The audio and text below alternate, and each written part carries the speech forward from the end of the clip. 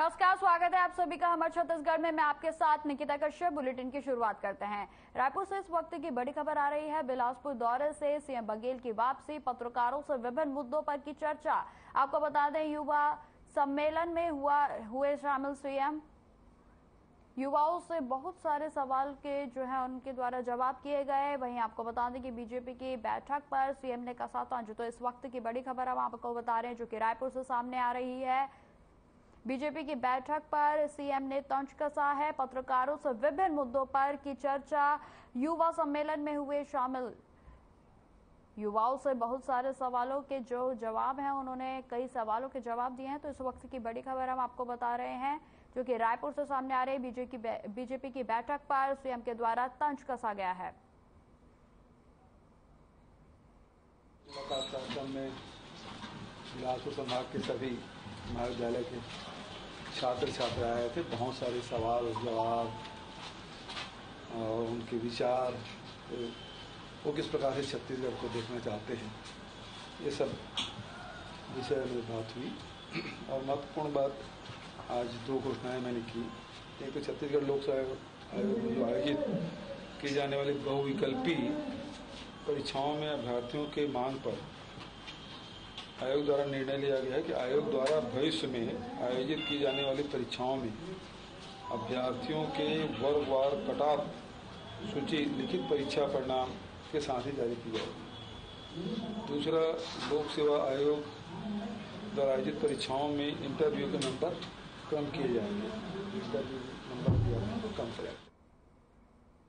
प्रदेश के मुख्यमंत्री भूपेश बघेल मौसम की खराबी के कारण हेलीकॉप्टर की बजाय सड़क मार्ग से रायपुर से बिलासपुर पहुंचे। वहीं आपको बता दें, यहां बहतराई इंडोर स्टेडियम में संभाग के युवाओं के साथ भेंट मुलाकात और रूबरू बातचीत का सिलसिला शुरू हुआ। वहीं सीएम के पहुंचते ही औपचारिकताओं को पूर्ण करने के बाद राष्ट्रीय गीत की कार्यक्रम से शुरुआत की गई। वहीं आपको बता दें कि इसी बीच रायगढ़ से आए नवीन दुबे ने कला संस्कृति पर अपने विचार रखे। और नवीन ने कहा कि गुरु घासीदास, शहीद वीर नारायण सिंह जैसे महान विभूति हुए हैं। और इसी बीच सीएम बघेल ने गटपो नवा छत्तीसगढ़ का नारा दिया। साथ ही उन्होंने कहा कि प्रदेश के मुखिया युवाओं के साथ कंधे से कंधा मिलाकर चलने को तैयार हैं। और इस कार्यक्रम में कई गणमान्य लोग भी मौजूद रहे। छत्तीसगढ़ आवाज तबो तरफ से नहीं आवा थे। जय छत्तीसगढ़। कैसे लगा थे?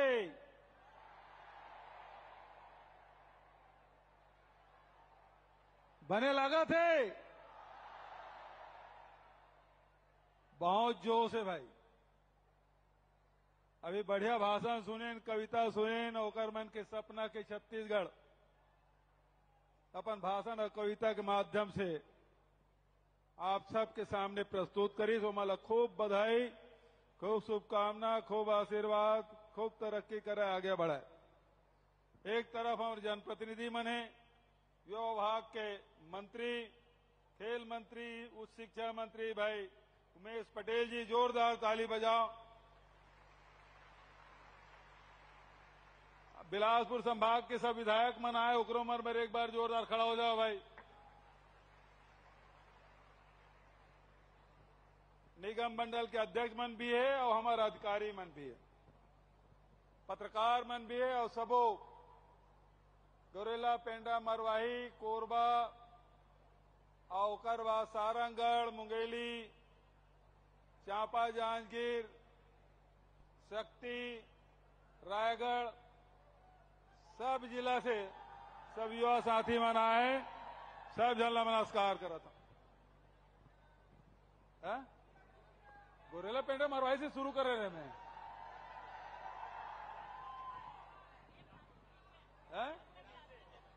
सामने बिलासपुर।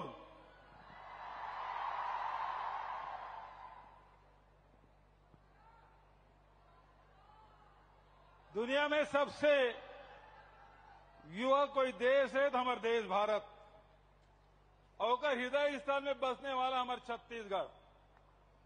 और छत्तीसगढ़ के बात करता हम तो एक ठक नारा लगते, छत्तीसगढ़िया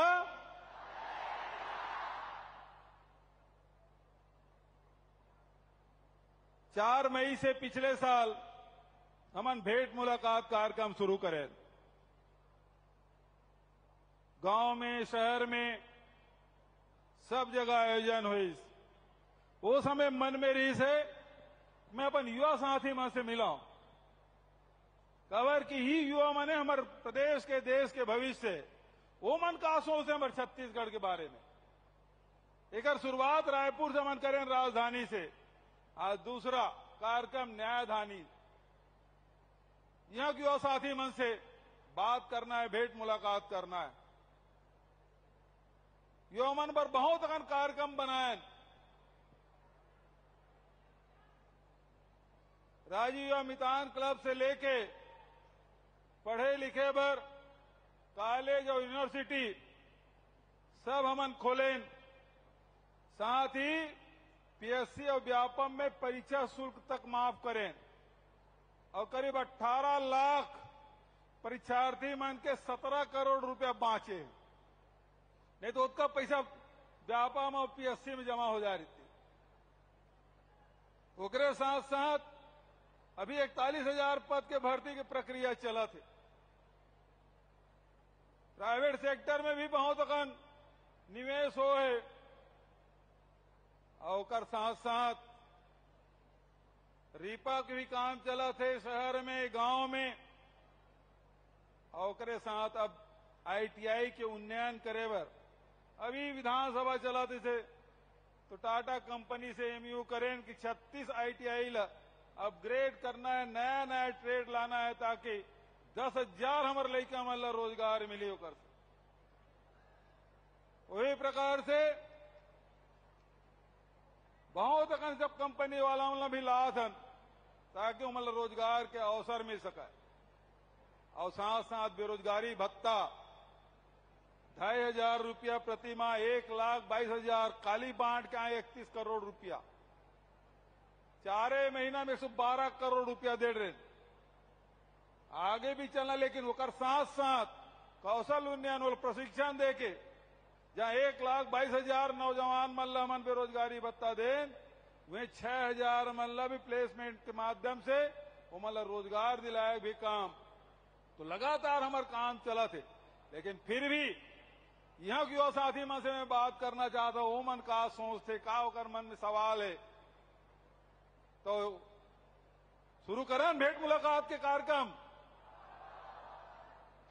अच्छा भाई, एक बात मैं कहना चाहता हूं, ये कलेक्टर मन, अधिकारी मन सिखा लाए हुई ना, ते मन सवाल मत पूछी।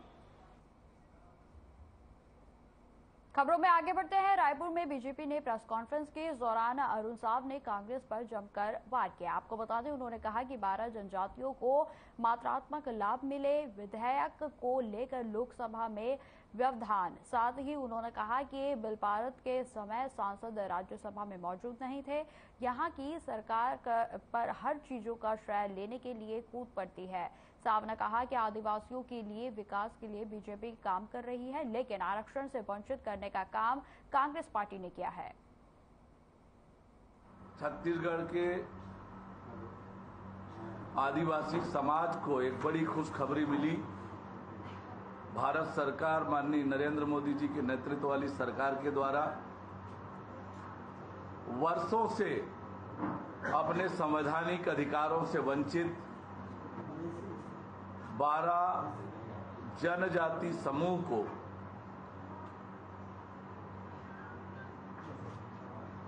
उनका संवैधानिक अधिकार प्राप्त हुआ है।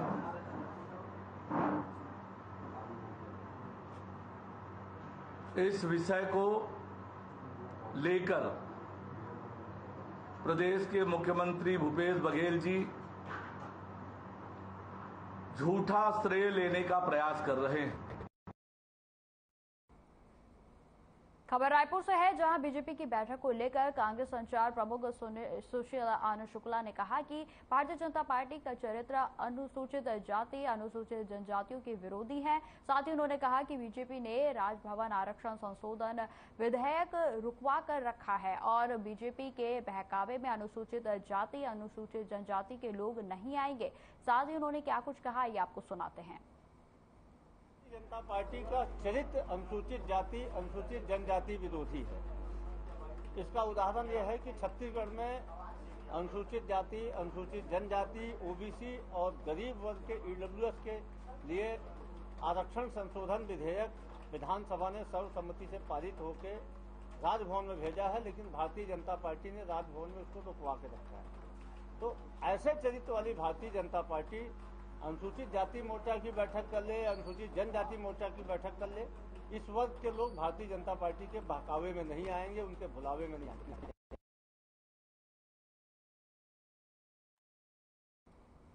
प्रदेश सरकार ने भारतीय प्रशासनिक सेवा के अधिकारियों की नवीन पद स्थापना के आदेश जारी किए हैं, जिसमें कि आईएएस सुब्रत साहू को वर्तमान कर्तव्यों के साथ लोक निर्माण विभाग के अपर मुख्य सचिव का अतिरिक्त प्रभार सौंपा गया है। साथ ही आईएएस भुवनेश यादव को और भीम सिंह को भी नई जिम्मेदारियां सौंपी गई हैं।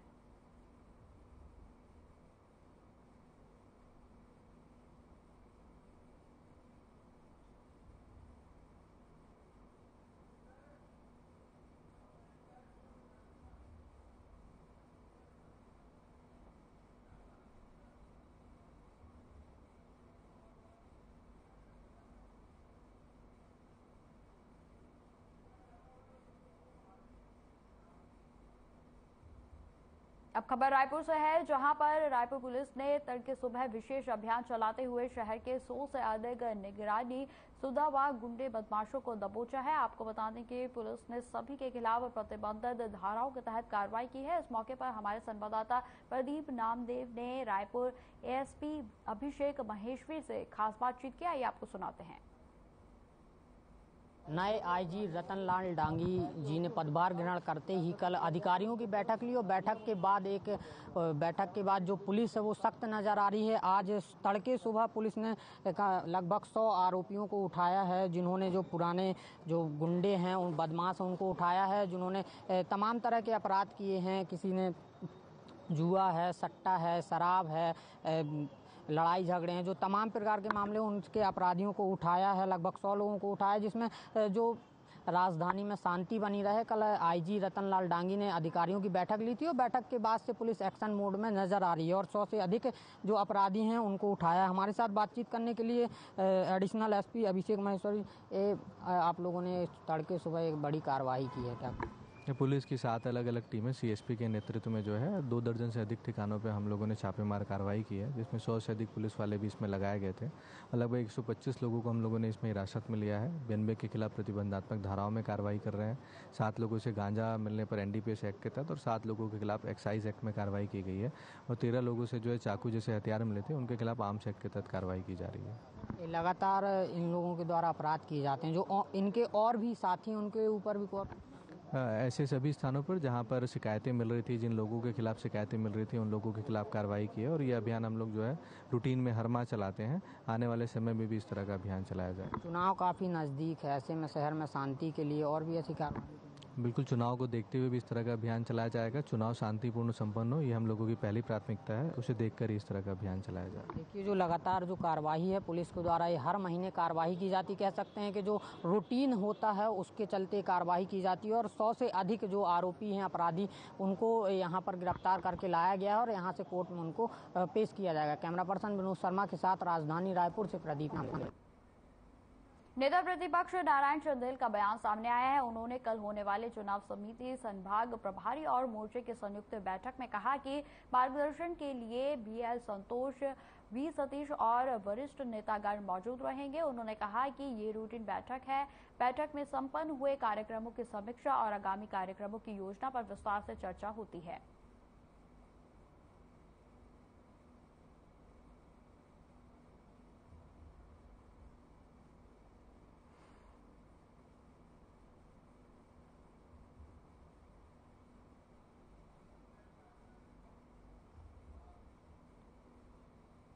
खबर बलरामपुर से है, जहां बीती रात जंगली हाथियों ने घर का दीवार तोड़ दी, जिससे कि दबकर एक ग्रामीण की मौत हो गई। दरअसल आपको बता दें कि बलरामपुर जिले रामानुजगंज वन परिक्षेत्र अंतर्गत एक हाथी ने डेरा डाले हुआ है और इससे रामपुर सहित अन्य गांव के हाथी भी भी व्याप्त हैं। साथ ही आपको बता दें कि हाथियों ने भोजन की तलाश में गांव में घुसकर 4 घरों को निशाना बनाया है, जहां देर रात एक हाथी ने ग्रामीण का घर तोड़ दिया। ग्रामीण की मौत से स्थानीय लोगों में दहशत का माहौल बना हुआ है। वहीं वन परिक्षेत्र रेंजर ने बताया कि एक हाथी क्षेत्र में लगातार विचरण कर रहा है और वन विभाग इस पर नजर बनाए हुए है। वहीं पीड़ितों को तत्काल मदद के लिए 25,000 की राशि दे दी गई है। वहीं आपको बता दें कि सवाल यह उठता है कि जानकारी होते हुए भी वन विभाग ठोस कदम उठाने में नाकाम हो रहा है, जिसका खामियाजा आमजनों को उठाना पड़ रहा है।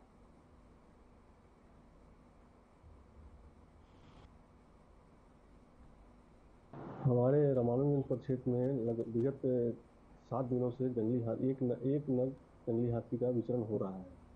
आज रात्रि में 2:30 बजे ग्राम रामपुर के निवासी श्री ईश्वर जो अपने मकान में सो रहे थे, अचानक जंगली हाथी द्वारा उसके मकान को ढहाया गया, जिसके मलबे के नीचे आकर उनकी मृत्यु हो गई।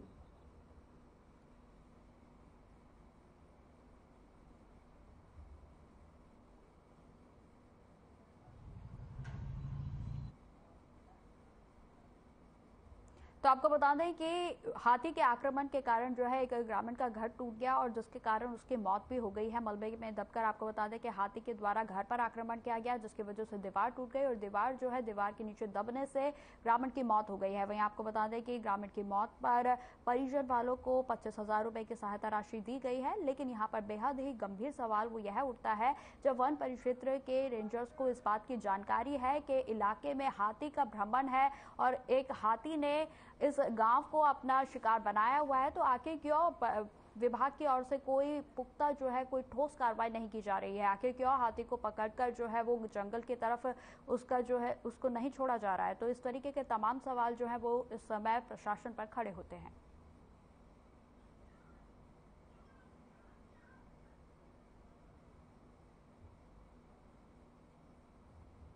बीजापुर में 211 राष्ट्रीय स्वास्थ्य मिशन संविदा हड़ताली कर्मचारियों पर बर्खास्तगी की कार्रवाई हुई। आपको बता दें कि शासन ने आर्म्स एक्ट की अवहेलना करना संविदा कर्मचारियों को भारी पड़ा। बताया जा रहा है कि कार्यालय मुख्य चिकित्सा एवं स्वास्थ्य अधिकारी ने कर्मचारियों को तत्काल कार्यस्थल पर उपस्थित होने के निर्देश दिए थे, लेकिन कर्मचारियों ने अपनी उपस्थिति दर्ज नहीं कराई, जिसको लेकर नियमानुसार बीजापुर कलेक्टर राजेंद्र कुमार ने कटारा ने बड़ी कार्रवाई जो है वो की है।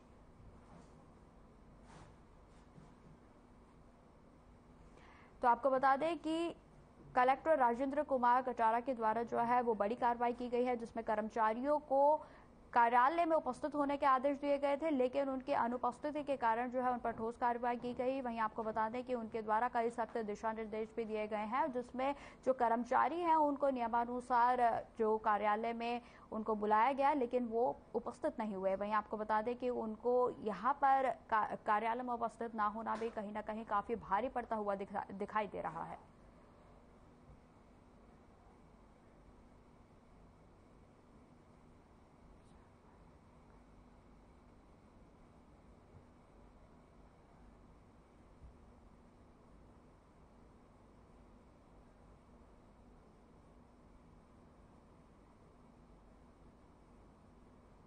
तो आपको बता दें कि हड़ताली संविदा कर्मचारियों को जो है वो बर्खास्त कर दिया गया है, क्योंकि लगातार सरकार के द्वारा कहा जा रहा था कि बिना वेतन के आपको बिना कार्यालय में उपस्थित हुए आपको वेतन नहीं दिया जाएगा, काम होगा तो वेतन दिया जाएगा।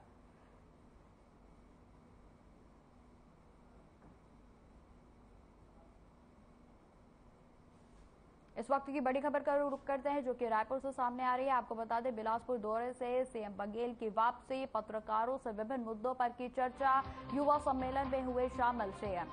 तो इस वक्त की बड़ी खबर हम आपको बता रहे हैं, युवाओं से बहुत सारे सवाल जवाब उनके द्वारा जो है वो किए गए और बीजेपी की बैठक पर भी सीएम ने तंज कसा है। तो इस वक्त की बड़ी खबर हम आपको बता रहे हैं, जो कि रायपुर से सामने आ रही है, जिसमें कि सीएम के द्वारा बीजेपी की बैठक पर जो है वो तंज कसा गया है।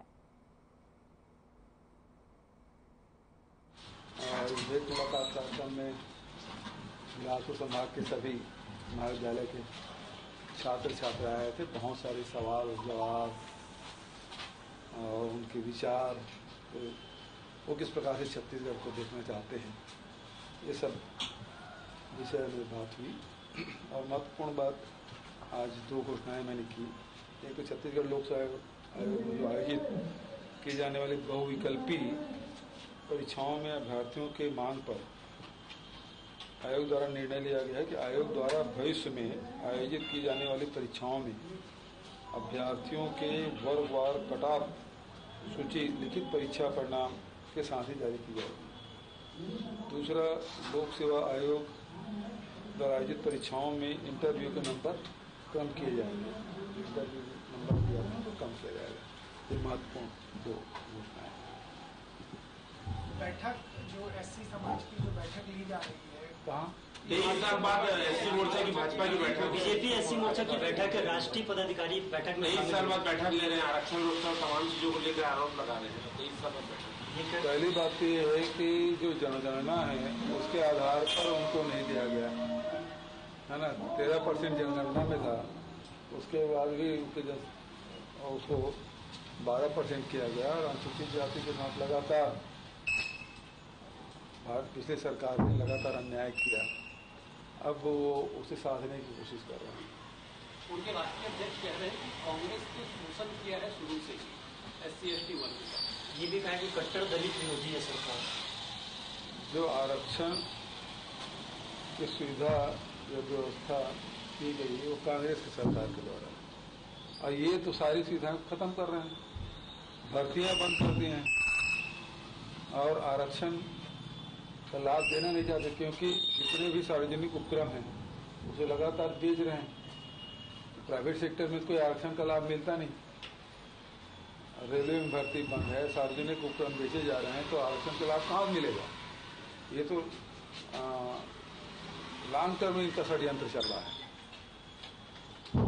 ठीक है सर, असम सीएम कह रहे हैं कि कांग्रेस की डिवाइड और रूल पॉलिसी के कारण नॉर्थ ईस्ट काफी फेस किया है और वहां 70 साल से पॉलिटिकल इनस्टेबिलिटी। अब ऐसा है, डिवाइड एंड रूल अंग्रेजों ने शुरू किया, उसका समर्थन या उसका अनुसरण भारतीय जनता पार्टी लगातार पहले से कर रही है। जब से अंग्रेज यहाँ शासन के जब से संगठन बना तब से उसका समर्थन कर रहे थे। फिर जितने बड़े ने बयान देख लीजिए। और जहाँ नॉर्थ ईस्ट की बात है, जो राजीव गांधी के जिन्होंने समझौता किया उसमें उसके प्रधानमंत्री काल में, आज भी चाहे आसाम हो चाहे नॉर्थ ईस्ट के लोग उसको आधार मानकर ही कोई बात आगे करते हैं। तो उस समय उनके जो योगदान को कभी कोई भुला नहीं सकता। अभी जो मणिपुर जो जल रहा है वो भारतीय जनता पार्टी की नाकामी का डिवाइड उनकी नीति है और उसके चलते पिछले 3 महीने से जल रहा है। उसके आग के लपटें अब दूर तक दिखाई दे रहा है। ये बीजापुर में 211 लोगों को बर्खास्त किया गया संविदा और अनियमित कर्मचारी अभी भी हड़ताल पर बैठे हैं। लोग इच्छा मृत्यु की मांग लेकर रायपुर पहुंचे हैं। देखिए, संविधान जो कर्मी हैं सारी अधिकारियों के बारे में, चाहे पुलिस विभाग हो चाहे दूसरे विभाग हो, चाहे वो दैनिक वेतनभोगी हो, सबके हमने वृद्धि की। उसी में 27% शासकीय सेवक 4% 5% के लिए संघर्ष करते हैं, इनको सीधा एक मुश्त 27% दे दिया गया है। उसके बाद भी हड़ताल करना मत, ये तो समझ के परे है। सर, दिल्ली अध्यादेश बिल आखिरकार लोकसभा में पास हो गया है। भारी हंगामा हुआ लेकिन वो पास करा लिया गया है। ये है कि बहुमत का दुरुपयोग कर रहे हैं। जो सुप्रीम कोर्ट ने उसे बहाल किया था उसके विरोध में फिर से उन्होंने जारी किया। इसका मतलब ये है कि आप विरोध करेंगे तो हर्ष देख लीजिए। सर, जैसे जैसे चुनाव नजदीक आ रहे हैं वैसे भारतीय जनता पार्टी रोजाना पीसी प्रेस कॉन्फ्रेंस करके सरकार पर घोटालों के आरोप लगा रही है, इस पर क्या? तो अभी 5 साल तक कुछ किए नहीं, 4 साढ़े 4 साल तक के। अब चुनाव आ गए हैं तो पीसी के अलावा कर भी क्या सकते हैं। ये टिकटों को लेकर क्या रहेगा? 14-14, 15-15 दावेदार पहुंच रहे हैं। वो तो सब चुनाव होता है भाई, प्रजातंत्र है, सबको मानने का अधिकार है, किसी को बजा सकता है, रोकना भी नहीं चाहिए। एक भी आखिरी खबर है, सरजू नेताम जी का बयान आया था कि मतलब सब भड़काऊ बयान बता रहे हैं, जहां बीजेपी वाले दिखे काट डालो। ये गलत है और सरजू नेताम किसी राजनीतिक दल में थे ही नहीं, उनके अपने विचार हैं, लेकिन ये विचार उचित नहीं है। प्रजातंत्र में इन सब चीजों का कोई स्थान होता नहीं। फिलहाल इस बुलेटिन में इतना ही। खबरों की और भी जानकारी के लिए बने रहे हमारे साथ। नमस्कार।